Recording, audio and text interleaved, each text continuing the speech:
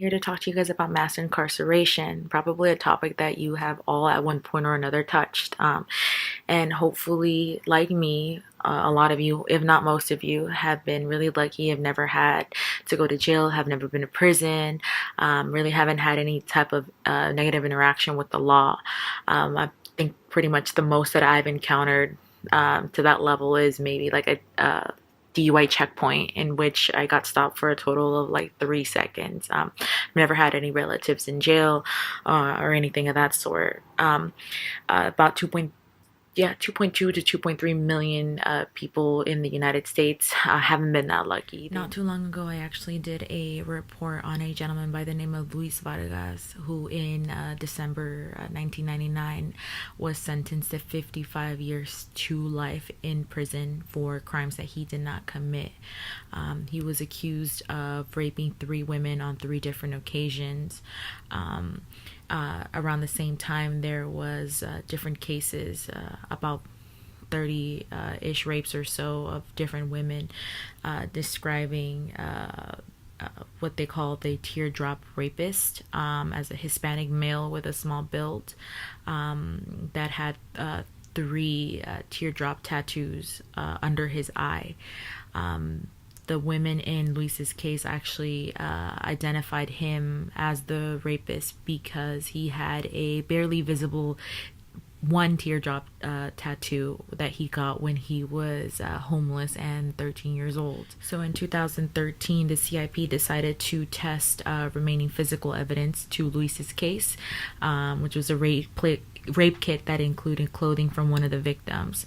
After filing that motion, the DNA test results actually revealed that Luis did not in fact commit the rape. Luis Vargas was actually exonerated and cleared of all 3 sexual assaults. He cooperated with the district attorney's office. They threw out the conviction, and he was freed. But again, that cost him 16 years of his life. To some, it may not seem like much in comparison to 55 years to life, but that was significant milestones that he had to miss. That's graduations, birthday parties, not to mention the cost of the wrongful incarceration, which was $1.3 million.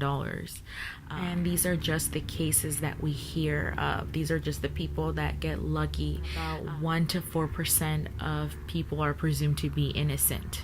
I know that seems like it's not a huge number, but if you really think about it in individual numbers, that's about 86,000 plus people that are innocent, that are serving time for something that they did not do. That's moms, aunts, uncles, dads, brothers, sons, grandfathers, and something that is going to continue to affect us in the future, not only as a society, but a community, as a nation, and the entire world. How do we solve for this? How do we make sure that we're not just putting a band-aid over something that needs a whole fix? How do we make sure that the people that are incarcerated do actually belong there and are not there on long amounts of time for something completely ridiculous? Preventing jail time and prison time unless there's substantial evidence. Crimes that may perhaps not have any life-threatening, other more low profile should be addressed differently than ones that perhaps are. Helping identify harsh penalties for those that have been charged and convicted. And for those that have been recently released and are returning home, how do we help them reintegrate with society?